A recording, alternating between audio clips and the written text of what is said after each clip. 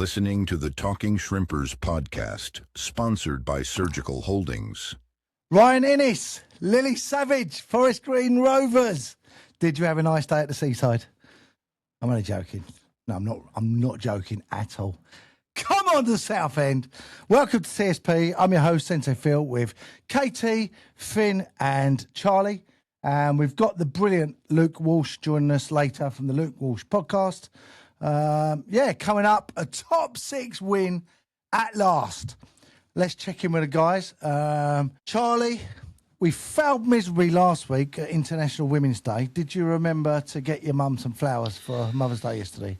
Well, I was a good son this week. I was actually working Mother's Day, so although I couldn't be there in person, I had some flowers sent to her, which I'm glad to report arrived on time.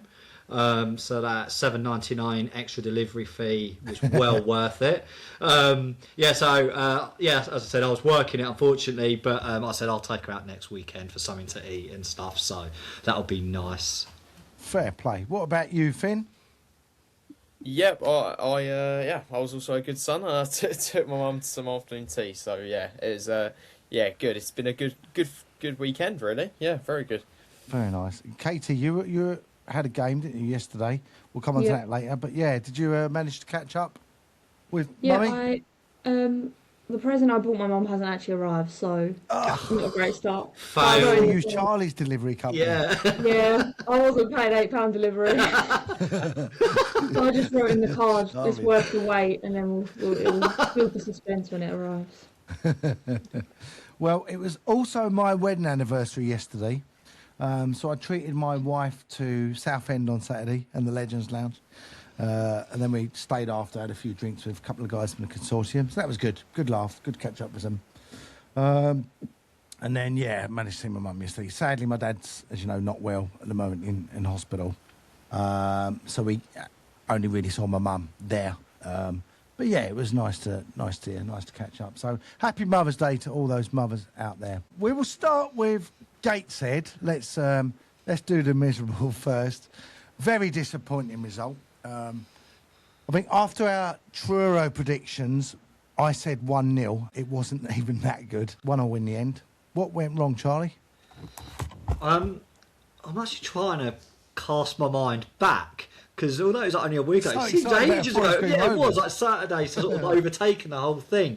What I can remember of it, I mean, I actually thought that we was going to get like quite a decent result out of them. I think I predicted a 4-0, which I was massively wrong with. I thought after the recent Truro result, I thought that they would have had a kick up the backside and we wouldn't see a result like that again. However, fast forward a week and we're 1-0 up, aren't we? And all of a sudden, you're thinking, okay, let's kick on, and we never sort of seem to have done that, and it ended up being a bit of a stalemate, and they, got the equaliser, and there wasn't too much really to write home about, really, to be honest with it. Again, it was just a really disappointing result that, especially like these bottom teams, like these, when you're at home as well against them, you really do favour yourself to win these games, and for whatever reason, I understand,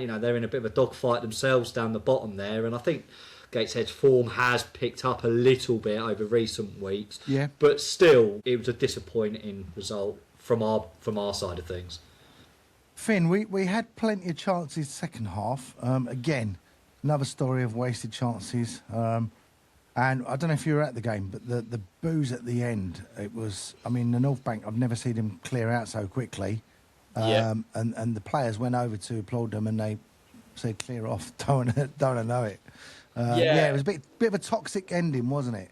Yeah, I think like Charlie, to be honest, it's kind of hard to. It feels like ages ago because of the Forest Green game, and it's kind of all of my views on that game are kind of skewed a little bit by what came after in the Forest Green game. So it's a bit hard, really, but. Yeah, I never encourage like people to abuse players or anything, but I can understand the frustrations, of course, and it was really poor. And to be honest, when they scored, we should have been probably 2 or 3 up, and I know they'd probably say the same thing, but you've got to put it into perspective of that we were the home side against a team that are battling relegation. We were the ones who are kind of more expected to take those chances, and that's probably why they're in the situation they're in, is because they didn't take those chances. But yeah, it was a very poor game. It's, to be honest, a lot of it was quite similar to Truro. To be honest, it's kind of yeah, it was. There's a lot of similarities between the two, and again, as Charlie said, I was really hoping that this would be, you know, Truro would be treated as a wake up call, and this would be kind of their way of saying to the fans, you know, we're back. But it didn't really feel like that. There wasn't much creativity really. To be honest though, somebody who sits near me made quite a good point and said that they do look very tired, which I do agree with. And you know, we can say excuses and stuff, but I do think it is actually fair. They're quite a small squad, and to have this many games kind of piling up on top of each other, I do think they look quite tired out there. You can never. They were like that against Truro, and to be fair, Gateshead is not round the corner. They've got to travel as well. Yeah, true. But I do think having this small kind of squad and the amount of rotation that happens, even though it's quite a small squad, it's kind of hard to find that consistency, I guess. Well, we started quite slow, but then did get the goal. Katie, I don't know if you saw it, Andrew Dallas' lob was absolutely brilliant when it came. What a finish. Yeah, I think to have the confidence to see that the keeper was off his line and sort of take that chance quite early on as well. Inch perfect, weren't it? Yeah, was phenomenal, to be honest. And I think the fans then thought that was going to be it. That was going to be them hitting the ground running and really go for it and make a stand. But yeah, I'm just not really sure. But yeah, you can't take anything away from that finish. Yeah, it was superb. He's 12th for the season. How many can you see him realistically ending on? Bearing in mind we could have playoff run as well. It could be quite an important player for us because obviously Cards we're not too sure where he's at, and he looks like he's the striker. He's going to be. I mean, I know Finn likes Kendall, gets the odd goal, but Kendall for me looks like he's going to be the main man. That's going to be firing the goals. How many do you think he'll end on? If he continues this run, I think possibly could hit the 20 if he keeps going. Maybe, I'm not sure. It depends as to what happens around him in the squad, I think, and what players are available when, and if he carries on this run of form. The big question is, will he outscore Gus? We'll come on to Gus. But yeah, it's going to be a close competition between those two, I think. But yeah, very disappointing result. And it was so good that we didn't have to wait too long to play at Roots Hall again. Southend 2, Forest Green Rovers 0, 0. I don't think I've mentioned it, have I? It was a funny one because I was in the BBC Essex studio on Friday night, and one thing I said was, Glenn was asking, about us. And I said, obviously we're missing a lot of chances at the moment. And for me, one thing we're not doing is scoring a lot of goals from midfield. But also, for me, we didn't score enough from corners. And then what happens 3 minutes in, we score from a corner. Brilliantly floated ball by boys. And James Goulding, Charlie, got his first of the season. Back post. Yeah, absolutely. And we've seen him, in those positions before, last season, didn't we? We know that when he gets in those positions, he's a real threat for us. And as you say, it's something I was actually chatting to a few guys that I sit around. And I said, for the amount of corners we have, I couldn't really remember the last time we scored a corner, like directly from a corner. Considering, we've got some big players, we've got Golding now, but before that, you've got Goodliff, Gubbins. That's exactly what I was saying you've got Gubbins, night. Ralph, is very good in the air. Yeah, We've got Taylor, we've got players that have, really good in the air. Hopper. Yet we don't, exactly. Yet we just don't seem to be able to find them. And 9 times out of 10, it's very rare we win that first sort of ball, really. So it was very pleasing to see. I mean, I thought the deliveries on Saturday were perfect. Every ball, every corner. I think in the first, there's one I think that he sort of snuck under the bar directly from a corner. I thought the quality of our delivery was really, really good. And I think that when you've got deliveries of that quality, all you've got to do is make contact, and then it asks a question of the goalkeeper. And I think we saw that quite a few times this weekend. Absolute perfect start for us. Finn, I don't think we ever looked like we weren't in control thereafter. Yep, I completely agree, yeah. And it's the kind of performance that I really wanted us to have, and I feel like we really needed. It's I feel like against Truro and Gateshead, we're kind of lacking that control, and it was weird because normally against those sort of sides at home we do control quite well, even if we don't put away our chances and stuff. We do generally control the possession, but yeah, it was perfect really. And there's so many players that you could pick out in that squad, but to be honest, it was such a team effort, and the effort from all of them, the determination, the creativity, as Charlie said, the crossing, and even the finishing. We got everything right. Everything was spot on. Yeah. I mean, for me, sorry, just quickly, I think for me, the difference between the Gateshead and the Truro game to Forest Green, I think we look a completely different team when we play with the ball on the ground and we're moving it quickly, going through, moving up into that final third quickly, the 1-2s, the 1-touches. We just transition and move the ball over so much quicker, and I think that's where we look really dangerous. And I think against Forest Green, that's what we've done really well. I think especially with the lower teams, I think we're sort of forced into sort of playing these long balls all the time. And other than we obviously had Hopper, I'm presuming he came in to sort of match up with Innes, who's an absolute towering player for that aerial threat, but we wasn't playing it up to him every single time. We were playing to our strengths. We were getting it on the floor, turning them over in the midfield, getting them on the back foot, moving play forward really quickly, and I think that's what, as I said before, I think that we've done that so well, and we were so productive from it. We have to mention Tom Hopper because I think the lineup surprised us all. We wasn't too sure, but what a fantastic game he had. Team of the week, National League Team of the Week. Fair play to him. Finn, really good performance from him. Yeah, definitely. I think, like you said, I was a little bit kind of confused, but I wasn't sure, let's say, about the lineup. But I do think he proved me wrong. To be honest, he had a really good game. He worked really well, and he just did his role perfectly, really, and what he was kind of set out to do. And also, I think his creativity was really good that game as well. He kind of played a bit, some of his passes and stuff, they were very clever, and it looked like a player who's been playing for quite a long time. So, yeah, he had a really good game. Well, I thought him and Dallas, they both are putting themselves about, up there. The movement was very good. As a pair, I thought they played really well. Charlie, what did you make of it? Yeah, spot on. I mean, when I see the lineup, I was a little bit surprised, but then, as I just touched on earlier, they've got Innes at the back, who's a real, he's, I don't know what's, he looks like a 7 foot tall player. He's got a real stature about him, and I think had we had Kendall and Dallas, I just think he would have just dominated that. I think he would have been picking off every single header. And I mean, Hopper, he may not necessarily have won many of the headers in that duel, but he was a presence. He was making it hard for Innes. And I think it's actually credit to Hopper that actually Innes ended up getting subbed off. Because I think Innes probably didn't realise, he knew he was in for a game against Hopper. He was up with a challenge. There was so many tussles between the two of them throughout the game. And it was a real dogged performance by Hopper. And I think that's one of the games, I think he looked like Hopper of old, who we had before.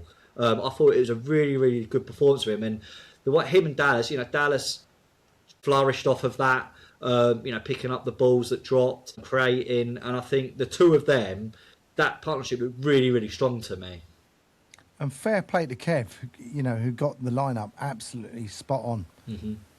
It was very good, pair of them. Goal number 2, an absolute beaut of a ball from Ollie Coker. First time back into the box. Caught it so well. Put it in perfect area. Katie, who else but the ghost, Gus Scott Morris. How's he keep doing it? He's unreal. Yeah, I'm not sure. I think you'd think by now that the opposition would have sort of picked him out as a goal threat and would be marking him a bit better. But whether it's just his movement's so good, they just can't. They don't know what to do with him, to be honest. But I think I don't really know what you can say. It turns up when he needs to turn up, and he always manages to find the back of the net somehow. Well, quite often, when they're putting those balls into the back post, there's normally a couple of players running in, but Gus just seems to time it so perfectly. You're right. If I was one of the defenders, I'd be like, I'd take him out, because you know he's going to hit the target 9 times out of 10. Just his goal-scoring record is absolutely phenomenal. And funny enough, as I mentioned, I was in the BBC Essex studio, and I was chatting to Archie Tamplin, one of the Chelmsford players. First player he mentioned was Gus, saying, how has he not been picked up by a League 2 or a League 1 club? Because you know, his goal scoring from that position is insane. And yeah, Charlie did it again. Yeah, he's just one of his players. He's got a knack for timing and being in the right place, hasn't he? And you know, many people could have said last season was a bit of a fluke and he would get sussed out this season. But yet again, he's carried on where he left off last season, and it's a real positive for us to have. As you say, I think Coker's ball in. It was all he had to do was put it in the right area, and it's beautiful. You know, Gus didn't have to break stride, did he? It was there on a plate, simple tap in. You know, you're not going to miss them. And they say anyone in those position, they're just going to relish having those balls brought in. And it just seemed that everything sort of just clicked at the weekend for us. Yeah, just a really good all-round team performance. So, talking of Coker, I texted him yesterday and said, are you ever going to get a penalty in this league? You know, he said it's ridiculous. So, second within a couple of weeks where he's been... I mean, I thought this was even more blatant than the one the other week. The pullback, it was just... Oh, Finn, drives you nuts, doesn't it? I mean, I was... Because I was in the Legends House, I was the other side of the East... And I got absolutely perfect view of it. Yeah, and I just could not believe it. I'm surprised he didn't kick off a bit more, really. Yeah, I was surprised that there wasn't a bit more uproar for it, because for me it was stone-wall. You know, it completely clipped him. It was just, he didn't even get near the ball, really. It was, yeah, and I think there was another. I can't quite remember. I think there was another one in the game where it could have been a penalty as well.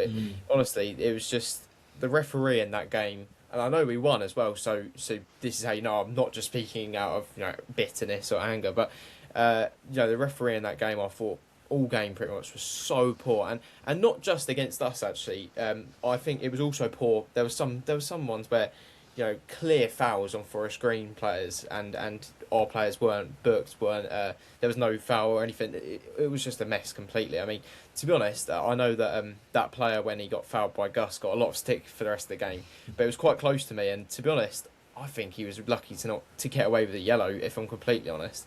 It was, I don't know, they're trying to get in his heads and stuff, but even that was a bit of a dodgy decision. I mean, he was like studs up. Yeah, it was a shocking referee performance, to be honest. Gus himself was on a tightrope, wasn't he, on the yellow? Yeah, you were worrying, thinking, don't go and get another one, Gus, because sometimes his head can go. But thankfully he managed to, stay on. Yeah, and because we do need him. Well, because I think they were trying to get him sent off for the rest of the game. They were trying to rile him up and stuff, and like you would. But Rochdale probably asked them to. Well, probably, yeah. But yeah, he actually kept his cool quite well for the rest of the game. So yeah, fair play to him. Yeah. Man of the match. Now, we've got different views on this. Tom Hopper got it. Charlie, stake a claim for it. I think what I mentioned earlier on, we were sort of chatting off air a minute ago, and I said that he got my vote. Like I just mentioned, I think his all-round performance, and it was just one of the strongest performances I've seen, and it's all you want from him, all bar a goal. I think he gave Innes a real tough game throughout that whole game. He's bringing other players into it. The ball was. He gave us a focal point to aim for. He did. When we were going long. As I say, I've touched on before that. There's times where it may be Dallas and Kendall up top, or Slavy, and they just haven't got that stature, that height for the ball to stick. They're more players that they need that flick on, be on the last man, turn the player, run onto the balls. Whereas Hopper gives us that focal point that he can, if he doesn't win the ball, he's making it hard work for the defender, or we're able to then pick up the second ball and turn it over quickly.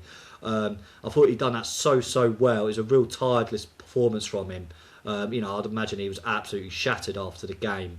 Yeah, he was a real struggle. Yeah, so that's the reason I think, because I just think he gave us something to build on moving up top.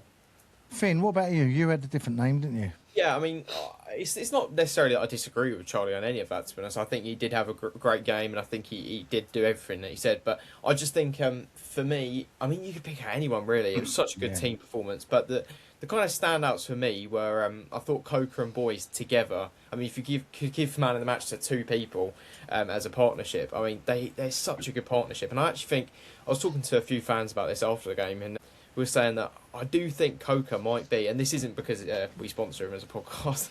There's nothing biased about this, but I do think he might be Southend's most underrated player, to be honest, because he just, when he plays, there is a visible difference, not just in him playing, but across the whole team.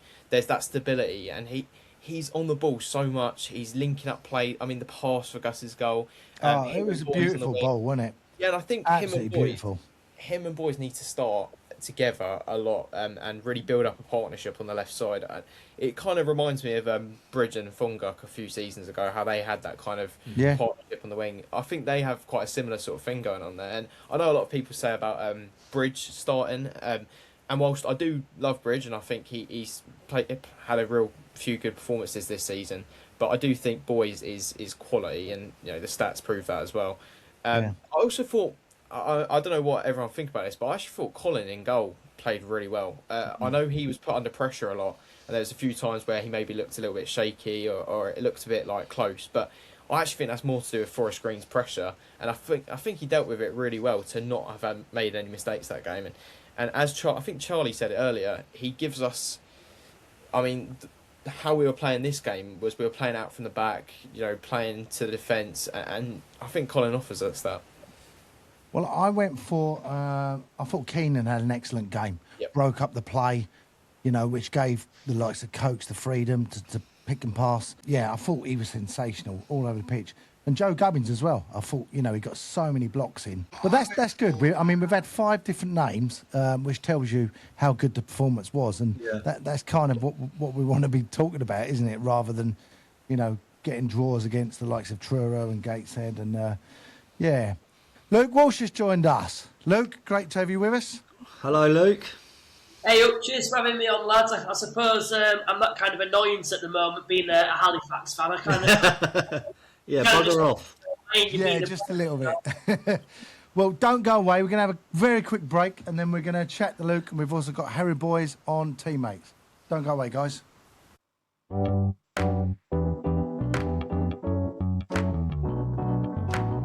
Powered by Riverside.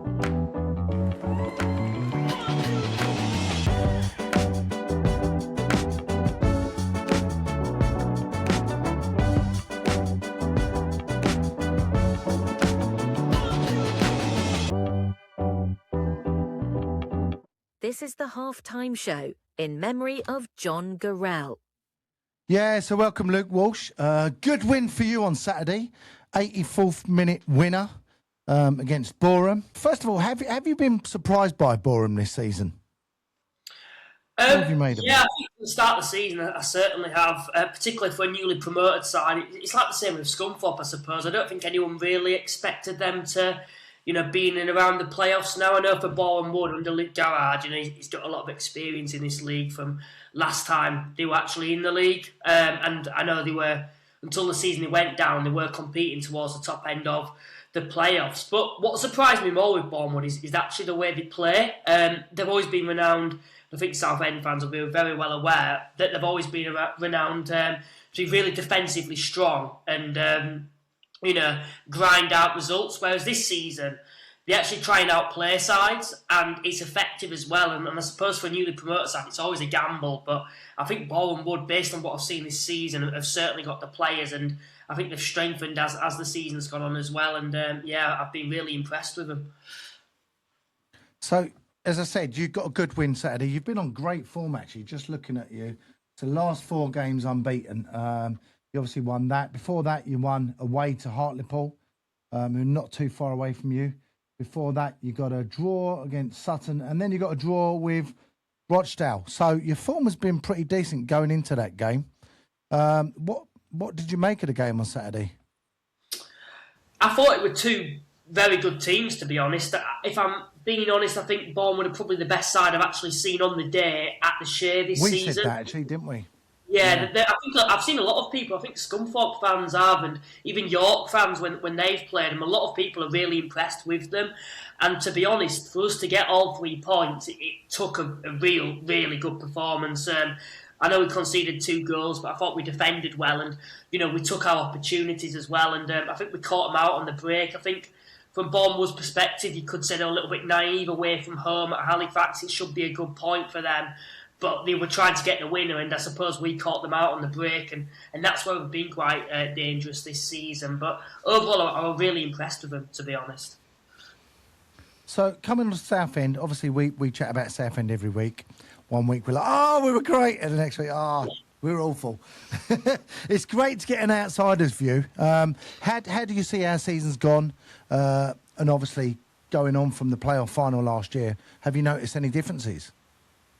I think points-wise, there's actually improvement, if I believe so. I think you're projected to do a lot better than you probably were last season. Do I think you're a better side than last season? I think it's a different type of side. I know there's a lot of players there from last season, but I feel going forward you're a bit better this season. I'm not saying you're the finished article by any stretch, but you've got Andrew Dallas, and I know he's not been prolific as such, but he's a good goal scorer in this division, and he's added something to you. And I think there's certain players like Austin, I should say, the attacking midfielder. Yeah, he's. Wouldn't mind him though. You what? Sorry. I wouldn't mind Charlie Austin. No, to be fair, yeah. Well, he's a little bit past it now, but still do a job. That's it anyway. I think for me, he's an addition. Has been decent, I feel, overall, in that number 10 role. And it's hard to compare because I feel like it's the same old Southend in a way, but going forward, I think you're a lot better. But then on the other side, I think defensively, you're probably a little bit more vulnerable this season. But that's surprising because there haven't really been much changes, have they, at the back? That's really interesting that you say that about defensively, because actually, if you look I think we're second best defensively. I think it's only Rochdale that beat us. So it's like you say, it's interesting that going forward we look like we strengthened, but defensively it appears we've probably conceded more maybe. But if you look at the stats in the league, we're right up there defensively still. So yeah that's interesting. Yeah, I suppose just on that as well, when you actually talk about the defence, and I totally understand what you're saying, what I'd say on that, it's more like individual errors that I've noticed a little bit more this season. Yeah. For example, the Gateshead game, I watched that, and I know you were 1-0 up in that game, and I thought Southend had took the lead here. Any other season, I'd be like, yeah, they're probably going to win this game 2-0 now. Where, it was a set piece, probably let him off there, and you've lost your man, and there's just certain individual errors that I'm seeing a little bit this season where I feel like last season potentially you didn't. I think at home against the better side, which you'll be aware of this season, although you won on Saturday, to be fair, it does feel like Southend, they're not as good at grinding out the results against the better sides. Although I see you and I actually think your performances a lot of the time are good, like Rochdale away, for example. I actually thought Southend were good value to get at least a point on the evening, and you lost that in the dying stages, whereas potentially last season you'd have got just a point out of that. You might have got a point, but I think it's a bit different in the second half of the season. But I feel like against the weaker sides this season overall, you've been a lot better. I know you look at Gateshead and Truro and you'd be like, well, that goes out the window, but places like Brackley away from home, you went there, you won 3-0. Morecambe putting them to the sword, Eastleigh, you're not really dropping points against the so-called weaker sides, which I think in last season was kind of your downfall, whereas this year it feels like when you're coming up against the better sides, you're not as good at taking points off them, if that makes sense, over the course of the season from a statistical point of view. Going back to the defence, I think one of our weak points this season is that we've not had a consistent goalkeeper in a way.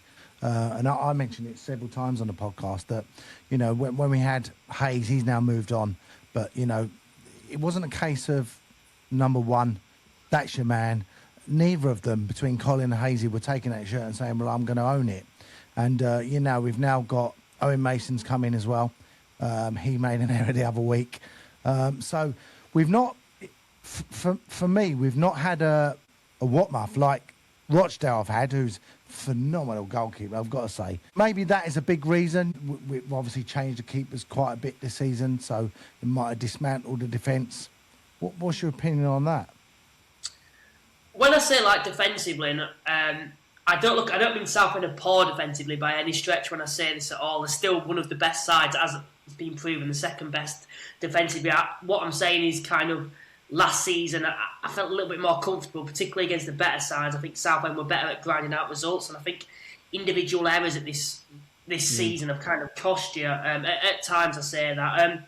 Could potentially be the goalkeeper. I think Nick Hayes, for example, was an exceptional goalkeeper in this division, and the current one, it's kind of been a bit mixed, hasn't it, all season for Southend. So that could be, one of the issues for Southend. But not necessarily saying it's an issue. It's more, it's hard to explain. But individual games, for example, it's more those games against the top sides where it just doesn't feel like you've been as consistent at grinding out the results this season compared to last season. Like, for example, I think using, you could use Rochdale away from home, for example. I think another season you'd have got something there. I don't think you'd have lost to Scunthorpe at home seasons ago. But, recently, that Forest Green result, I think that's a huge plus for you guys. And the thing is with Southend, if they got in the playoffs, I know the record against top 7 sides this season hasn't statistically been great. I still think the way Southend played, I'd still probably fancy you a little bit in the playoffs, like a lot of people did last year. I think, just quickly, I think just you saying about individual errors, I think as well, like Phil's just touching on it, I think consistency's been a problem with us in defence. We've had a lot of chop and changing through injury, suspensions and that, and I think that's had a part to play as well because, particularly last year, we had the same back three for the majority of that season. Everybody knew, it's sort of second nature, isn't it? You don't really need to look at where your opposition, where your teammate is, because you just know they're there. Whereas this season, I think we may have lost a little bit of that. Katie, have we got a comment in the chat? Yes, we do. Someone's asking how many points our goalkeeper has cost us this season. I think it's got to be at least 6. Oh. And the rest. Yeah, I'd say maybe a few more than that. I think what has been a big loss for us, Luke, as well, is Noor Hussain. We lost him very early in the season. He had high energy, pressing, good protection for the back four, and we've never really replaced him. I do think we've been a bit vulnerable there without him, and we a couple of times, I think, what was the game? Truro, where we got caught right down the middle. Now, we've had a few games like that.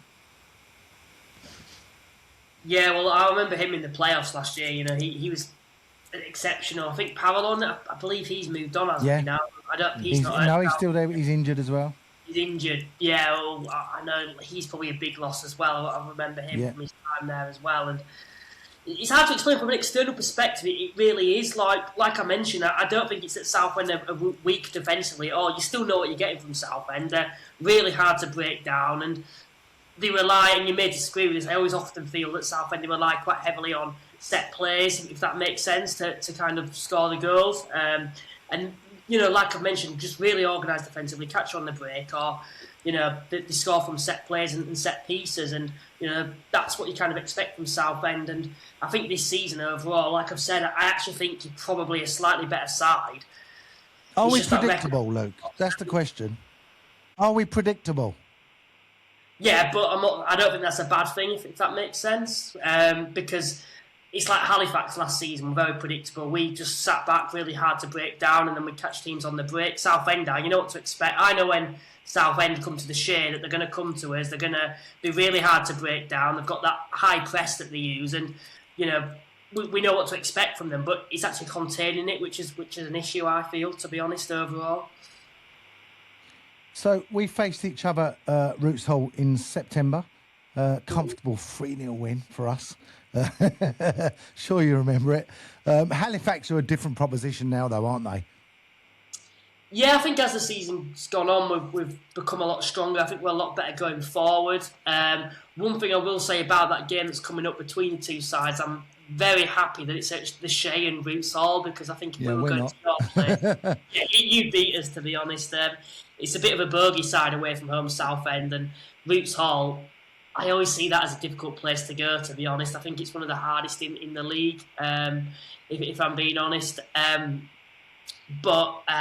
Yeah, I think overall we've improved as the season's gone on. I think obviously we've got a good goal scorer now. As the season's gone on, he's really hit form in Will Harris. We've added to the squad. Of course, Billy Waters has returned to the side as well. And Even Ash Palmer, the ex-Chesterfield, Stockport and York, we've just signed him at the back, which has made us more comfortable. So for me at the moment, I think we're in a really, really good position. And, it's just all about momentum. But the issue we've got is we can't afford to go on a bad run this season now because, like I've said, I think you're a point behind us at the moment with 3 games in hand. It might even be 4.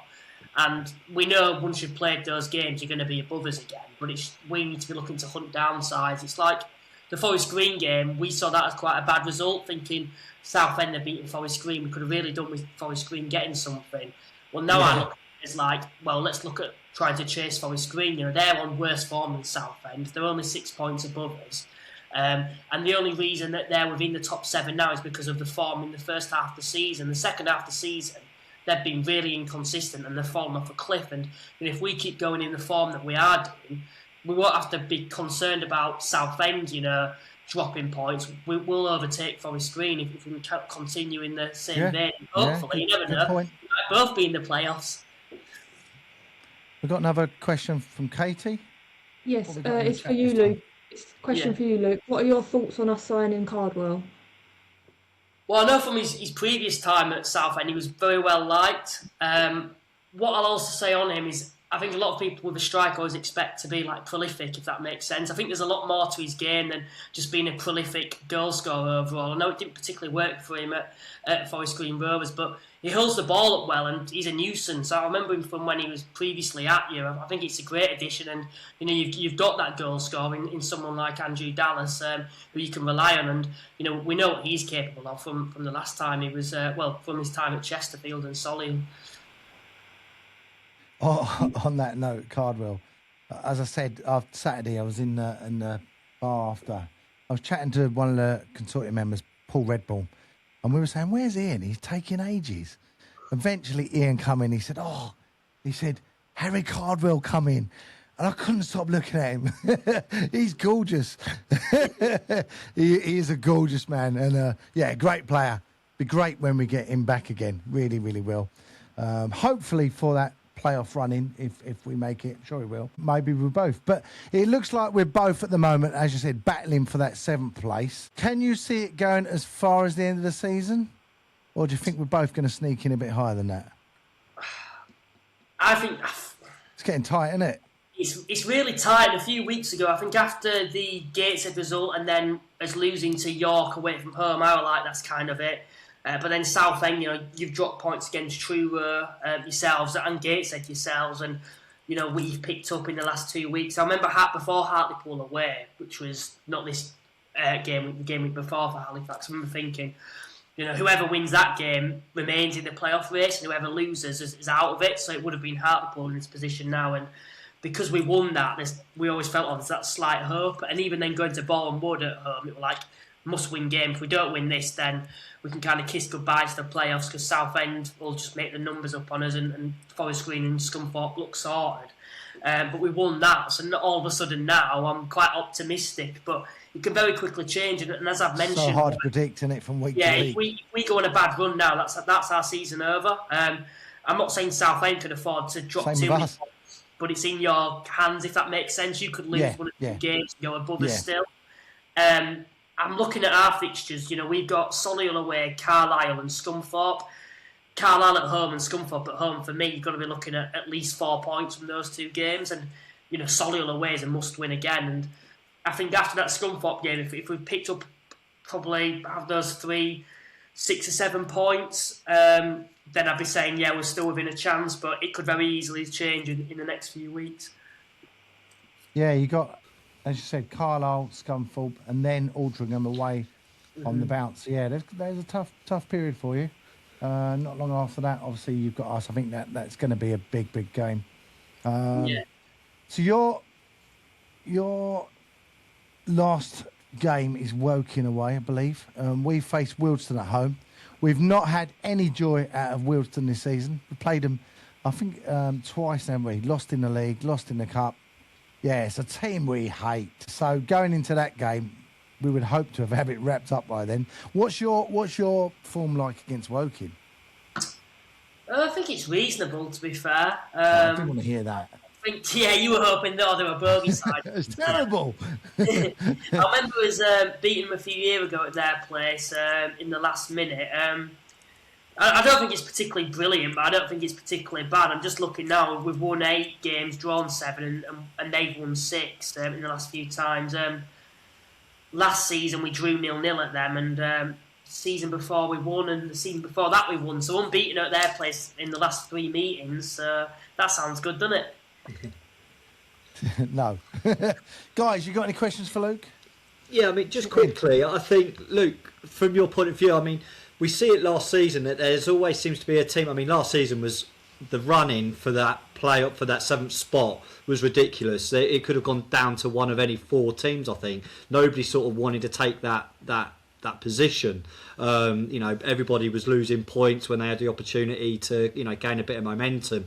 And I just look at it now, and I think we may see that in a similar situation again this year. I mean, we've just touched on Forest Green. Look like they're hitting a bit of a bad patch. Their form is drastically changed considering how they started the season. And I just wonder, how do you see the sort of final 7 shaping up? Do you see there being a lot more movement still compared to how it is now, or do you think it will be roughly sort of how it is? I know Hartlepool are still within a chance of maybe mixing it up a little bit. They're too inconsistent for me. I know they're still within a shout, but it's, for example, they beat Carlisle and they beat Solihull, and then the week after they lost to Sutton and Halifax. That kind of just tells to me there's just no consistency there with them, and they don't win enough games either. They draw too many. Forest Green are the ones that interest me. I'm actually more confident about us finishing above them than I am Southend. I back you guys to get in the playoffs. I think you will at the end of the day. I think your issue is potentially dropping too many points to like your Truos. This is in recent weeks it is, and maybe that'll catch up again like it did last season. But I watched a bit of that Forest Green game back that you played, and I thought you were well on top. You could have won by more, I felt, to be honest, in that game. And I think that says what you're capable of. It's not that the sides above you are particularly outclassing you. It's just that you've been a little bit unfortunate, which I think you have done in a lot of those sides games against the better sides. So I think, for me, I think Southend will finish in there. I think Forest Green, Scunthorpe probably should. I think that win against Altrincham, for me, kind of solidifies them. So I think at the moment you probably say Halifax, Forest Green and Southend, but I'd back Southend to get in. And if I'm being brutally honest, negatively I suppose about my own club, which I don't want to be, I want to remain optimistic. I still think it'd be a big ask for us to finish above Forest Green, but I think in January time I thought the top 7 was sorted, and we've seen how quickly that's changed. So I think it's between 8 teams for me. People will say Hartlepool, but I don't think they're good enough, to be honest. I think they'll be out of it in the next few weeks. Yeah, I mean, it's like us last season. I mean, we left it to the last game of the season to obviously get in. So I think as long as you've got yourself in a position where you're still in with a fighting chance, absolutely anything can happen, this back end of the last few games. So, it'd be interesting. I agree. You have seen Forest Green slip quite a lot. And I think Boreham would be glad to get they've got that National League Cup final tomorrow against West Ham under-21s. I think they'll be glad to get that out of the way to then just focus on the league. But coming up, they've got Gateshead at home, Aldershot away, Truro away, Wealdstone, Solihull. So they don't look like they've got Hartlepool, Morecambe and Sutton. So they haven't got any teams in the top 7 left.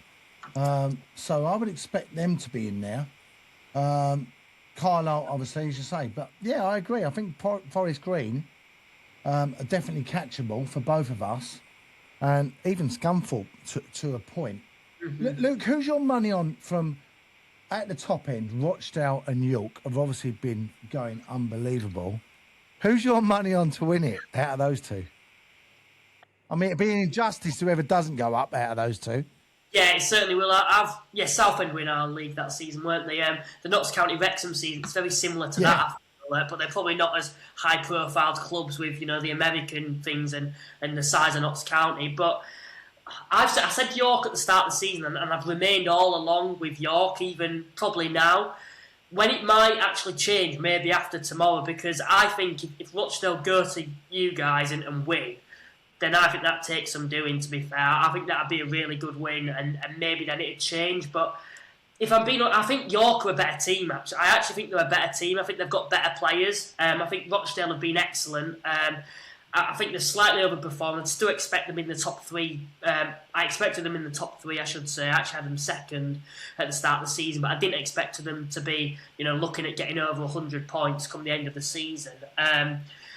So I'd still have to say York, but because I still think they're the better side. I think if they take it to the last day, and even if Rochdale are 2 or even 3 points ahead, I think I'd back York to go to Rochdale and win. I was at the reverse fixture at York, and York were miles above. I know York were the home side, but even in the FA Cup, I believe it was, I think York beat Rochdale at their place. And Rochdale, I don't know. I've always thought that there's certain games where they'd slip up, but they've remained consistent and they haven't slipped up in those games. I felt that they would do. So if they come to you guys tomorrow and win, which I actually think they won, I've actually backed you guys to get a point. Always our favourite, Luke. Yeah, but if they come to your guys and win, then I'd have to say I can't see where they're dropping points. Because if you look at their remaining fixtures, the only really tough one by York on the final day is Scunthorpe, and I'm not particularly convinced with Scunthorpe at the moment. I don't think they're the same team as what they were early on in the season. I watched their game versus Altrincham, and I think on another day Altrincham would have won that. And they've been in a bit of free fall overall, despite that win at Saturday. So I'd back Rochdale if they can get through tomorrow and pick all 3 points. But I think that'd be a tough ask, to be honest. And I think any other season, a point at Luke's Hall would be a good point. But it's not this season with that title. This. I've got one quick question just for Luke. How is Sean Hobson getting on? Because I know he's with you, isn't he? Yeah, is he? Yeah, he's at Halifax. It's hard not to notice him, I suppose. He's a big physical presence at the back. He's a no-nonsense centre-half. But then, to be fair to him, he's got a long ball on him as well from the back. Yeah, his diagonal is brilliant, I seem to remember. He's probably got that from that this season. So it's good to have that to our advantage. But yeah, he's brilliant. I think his ability is great. I think, Southend fans raved about him when we signed him. I know Oldham, he kind of struggled to get in their side when he was there, but I think he's a good centre-half. Probably the limitations are potentially his speed, but apart from that, I think he's a solid centre-half at the back. And you kind of know, Halifax have always been known to be quite strong defensively, so when he were coming in, I think a lot of people trusted the fact that he was going to be a good centre-half, and I think Southend fans kind of backed that up from what they said. Well, let's get. We'll do our predictions later tomorrow, but let's get one from you, Luke. We had a comment in the chat, didn't we, Katie, saying, "Luke, put your Halifax shirt away and give us a prediction for Southend versus Rochdale tomorrow." Well, I actually went 1-1 for that one. To be fair, it's kind of with me Halifax shirt. To be fair, because then I can kind of say if you draw, I'll be like, "Yeah, I told you so." But then I'm kind of hoping Rochdale go there and win, but. I think that's a really tough ask for them to come to your place and win, particularly after Saturday. But like I said, if they do win, then they'd be my favourites. But it also depends which Southend turn up, because like you mentioned, they have been a little bit inconsistent throughout the season. I think if Rochdale score first, then early on, then that's when I'd be a bit like, But I think the first goal in for either side is going to be crucial. I think if Southend score first, I can't see Rochdale coming in and scoring 2 goals away at Roots Hall. But if Rochdale score first, I could see them going on to win it, particularly if it's an early goal as well. Well, I'd be happy with a 1-1 because that would put us back in the playoffs and knock you down again. So I'd be very happy with that. But yeah, we don't want any early goals from Rochdale because, the last few Tuesdays have not been great, let's say. Boreham, Gateshead and Truro. So, we are due a good Tuesday night. But, listen, Rochdale will be going for it as well because, like we say, it's their game in hand as well over York. And, if they win, that would put them 5 points clear of them. So it does look like an interesting fixture tomorrow. Just quickly, what have you made of the Rochdale keeper, Oliver Watmuff? On loan from City, 18 years old, incredible. I think he's younger than me, to be honest. It's crazy, isn't it? Ridiculous, to be fair. Only conceded 26. Yeah, I think, to be fair, one thing I will say is he's got a very good defence in front of him. I think for you to be making like your professional, full men's first team debut, I suppose you could say, Rochdale's a perfect club. They play. I don't want to compliment them too much, but they play like kind of a little bit. They like the possession-based football. Let's put it this way. Which, of course, if you're a Man City scout, you're going to like to send your goalkeeper out to do that when he's passing out from the back. And he's got a very strong defence in front of him that trusts him. I think he's a good goalkeeper. I think his distribution's brilliant. I think he's passing out from the back, things like that. He's brilliant. He can. It sounds weird, but a goalkeeper like that can start an attack at this league. Like, for example, our goalkeeper Sam Johnson. He's a brilliant goalkeeper. He's a brilliant shot stopper, but he can't kick for toffee. If that makes sense. Where if you've got someone like that, it makes a major improvement, particularly with how a lot of the sides are currently playing in the last couple of seasons, where it is all passing out from the back, trying to draw the attack out. When you've got a goalkeeper that can pass out from the back, it's a major plus, and I don't think a lot of people notice that. But yeah, he's brilliant. I don't think he'll be in this league next season, and I think he'll be playing quite high up the football pyramid. I've heard that they want to send him to a championship club on loan next year, which doesn't surprise me. No, it wouldn't surprise me either, to be fair. I think he's excellent. I think that's been one issue for us, Charlie, isn't it? Our goalkeepers kicking this season. All three of them have been suspects. So, yeah, if the Halifax keeper can't kick it and ours can't kick it, it's going to be an interesting game when we face you. Yeah, I mean, I'm going to take my gloves because there's a few balls that might be coming our way. We need those big foam hands in the American League. Will be interesting. Luke, thank you so much for joining us. Been great speaking to you. I would say have a great end of the season, but don't have too good a season. Hopefully we'll see you in the playoffs. Yeah, that's the best scenario, I suppose, as I'm on this podcast at the moment. We'll take that. We'll have to see what happens. We'll chat to you again, probably when we face you just before or just after, and see how we're doing. Hopefully we'll be 5th and 6th, something like that. We'll see. Hopefully not fighting for 7th still. Right. We'll see. Thanks again, Luke. Good to talk to you. Not. Cheers. Thanks for having me on. Cheers, guys. Cheers, Luke. Thank you. Okay, let's hear from Harry Boys and teammates. Best and worst dresser, Colin. Best and worst trainer, Leon. Worst playlist, probably Colin again. Team joker, Gussie or Goody, who's always late. Gallo. Most intelligent, probably say Ralph. He's quite intelligent. Who needs help? Colin. Yep. Who pays the most attention to themselves in the mirror? I think everyone would probably say me, to be fair. What would be your football superpower? Every time I shot, it went in the net. We'd all like that, wouldn't we? Every time we shoot, he goes into the net. I don't think he got a couple of the first questions. Best and worst dresser, Colin. So he's the best and the worst dresser. Although, to be fair, I've seen some of Colin's outfits. They are a bit dodgy. And Leon, best and worst trainer. So maybe he just turns up and has an absolute shocker of a training session, and maybe some days he's absolutely on fire. So who knows? But yeah, I would agree with him. Who spends most time in the mirror, even admits it himself. Yeah. Oh, dear. Katie, ladies played yesterday. Tell us how they got on. Yes, we got a 1-1 draw against Wormley. Big point for us. We played them, I think it was a couple of months ago, and we lost 4-2. So big improvement. Remember. Yeah, and this point now, in theory, secures our place in the league because Stanway are below us, but they've finished their season already. They've played all their games. Right. And we've got a better goal difference of about 20 goals. So we've only got 2 games left of the season, and we're not going to concede 20 goals. Don't lose them 10-0. Yeah. No. So in theory, we're safe now. So we can go into the last 2 games just wanting to play our football, I think. But no, it was a really good game yesterday. We scored at quite a crucial time. We scored I think it was about 38 minutes. So heading into half time, which is always a great time to score.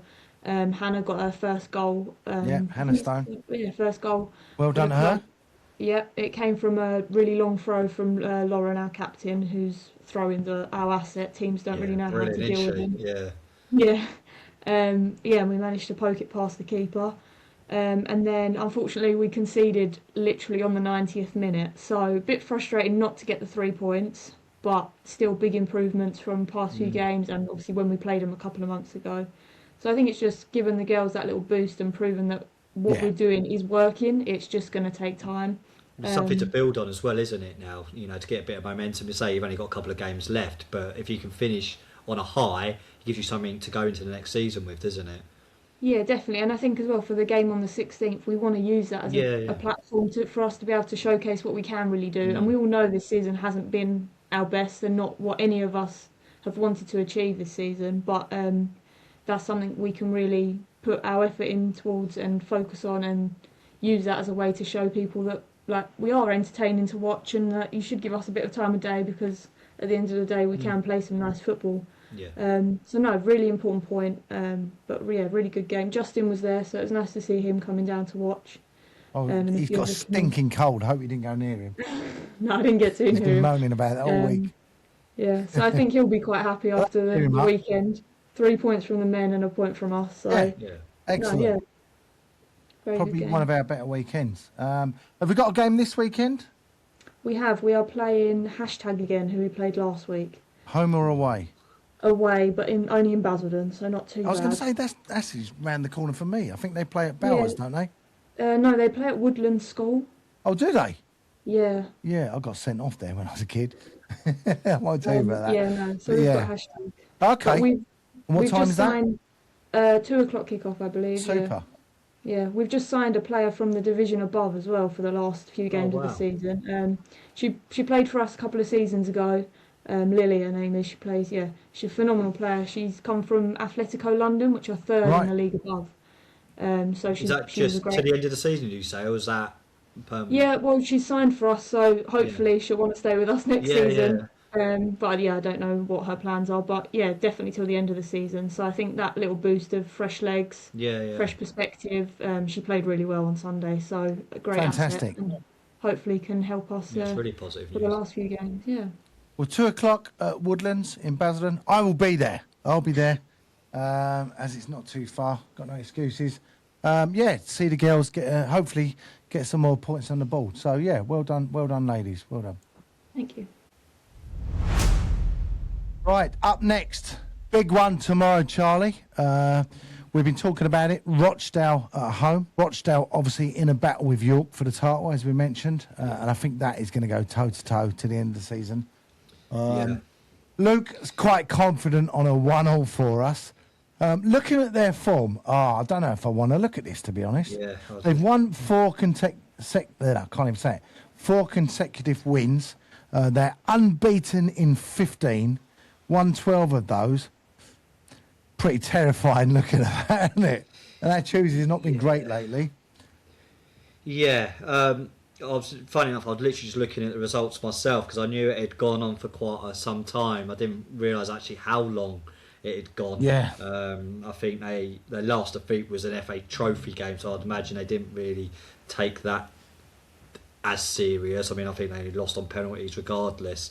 So you've got to go right back to the end of last year for their last defeat. So yeah, it's going to be a real tough challenge. I think we've said it before. We both have got the best 2 defensive records in the league. I think 0-0 then. No, you know what? I don't. Yeah, I think it's going to come down. Goals. I don't. I think it's going to be down to ultimately who's the most clinical in that final third, and who's going to take their chances. I don't think there's going to be an abundance of clear-cut opportunities with 2 defences that are very strong. I think it's either going to take an error or it's going to be a little bit of individual brilliance that's going to create that opportunity. And personally, I don't think Luke's a million miles off with a 1-1 prediction, to be honest. I think that's probably a real fair outlook on the game and prediction. Obviously, with a Southend hat on, we would love nothing better than a 3-0 win.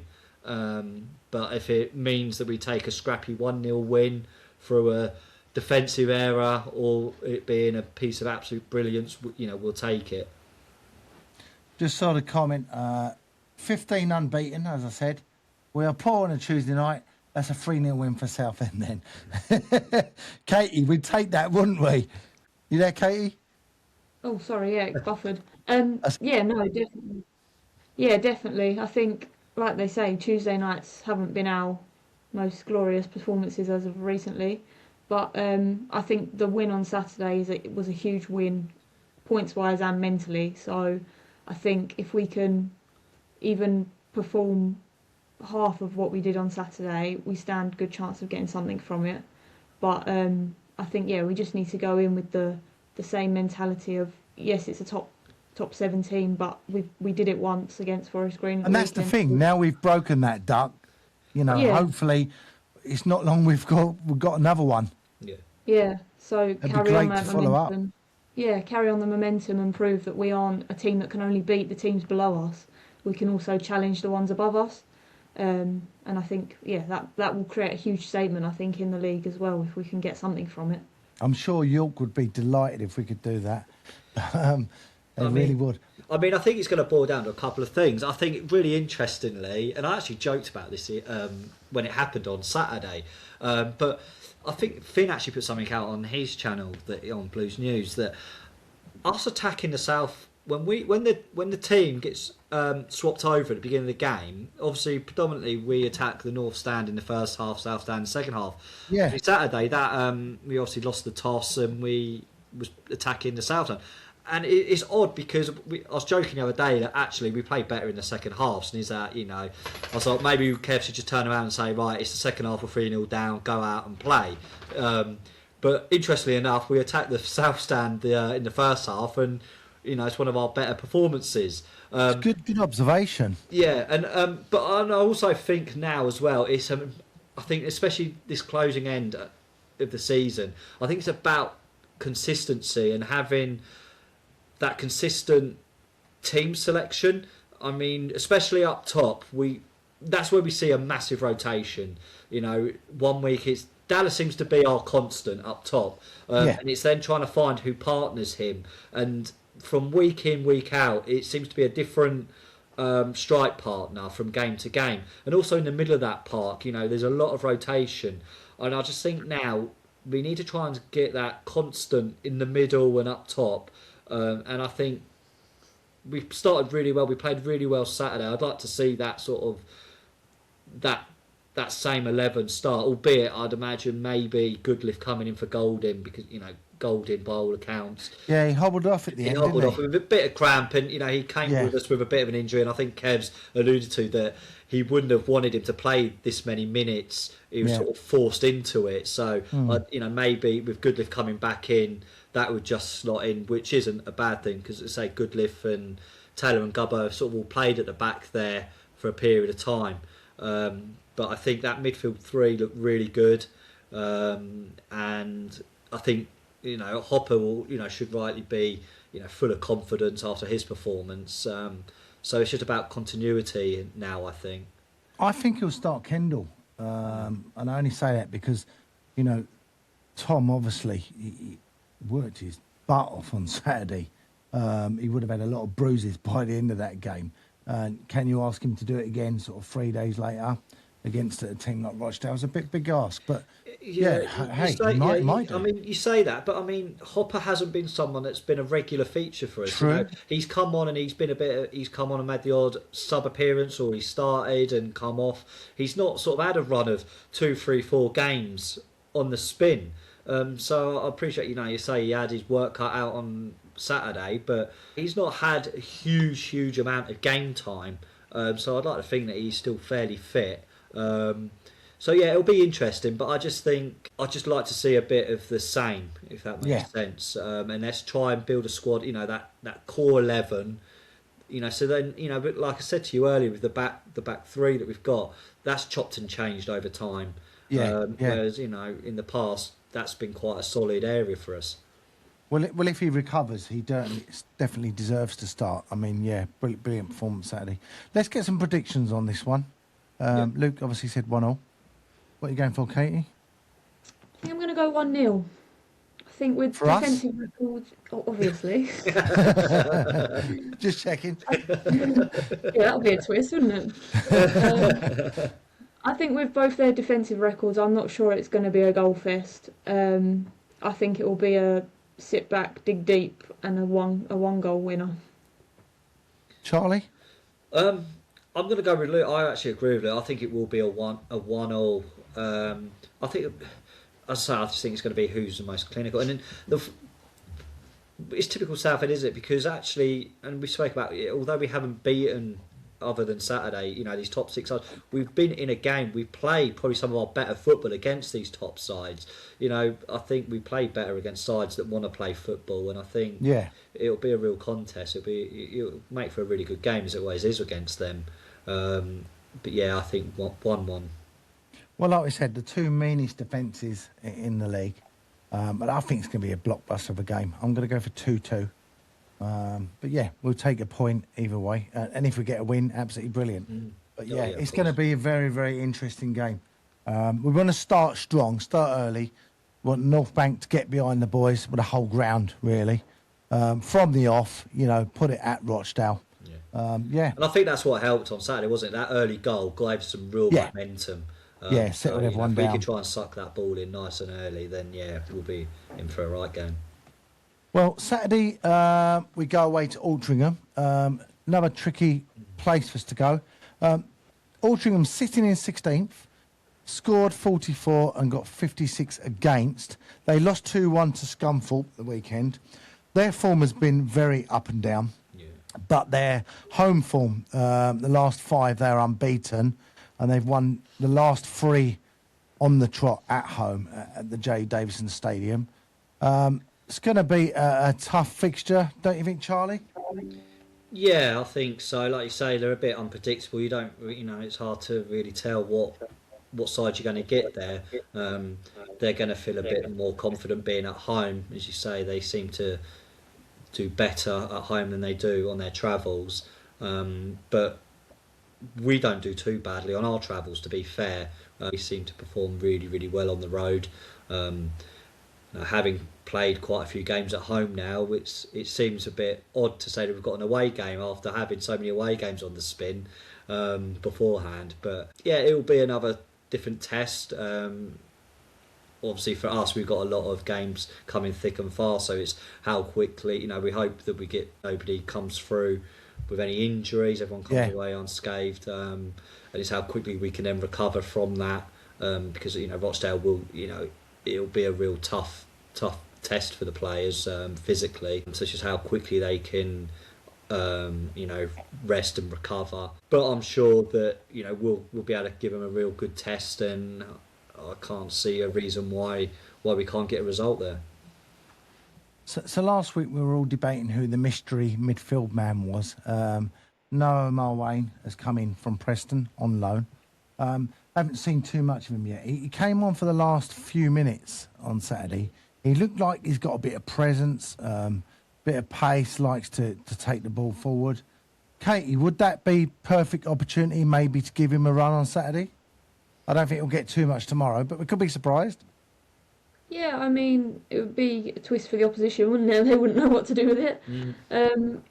But yeah, no, I think you've brought these players in for a reason, so use them. Like you haven't brought them in to sit them on the bench. So if you want to push for that playoff place and staying up there, you've got to use your whole squad. It's the point of having a big squad, like a bigger squad. You've got to rotate and use them, keep legs fresh. I think I agree with you. I'm not sure necessarily it would be tomorrow night. Would it happen? I'm not sure. I think you stick with from Saturday. You stick with the team with that. But yeah, I think it's next Saturday, perfect opportunity for a chance to get some minutes in the tank. Well, let's get some predictions on Saturday. We'll start with you, Katie, this time. 3-1. To us, yeah? Yep. Yep, just checking. I need to start clarifying that, don't I? Well, you keep saying Spurs will win, and it don't happen. So I just need to check. Yeah, it was hope, and now I think it's turned into delusion. But we keep trying. I'm going to go for a 2-1 win for us. And Charlie, let's finish with your prediction. I agree. I'm going 2-1 as well. Yeah. There we go. Brilliant.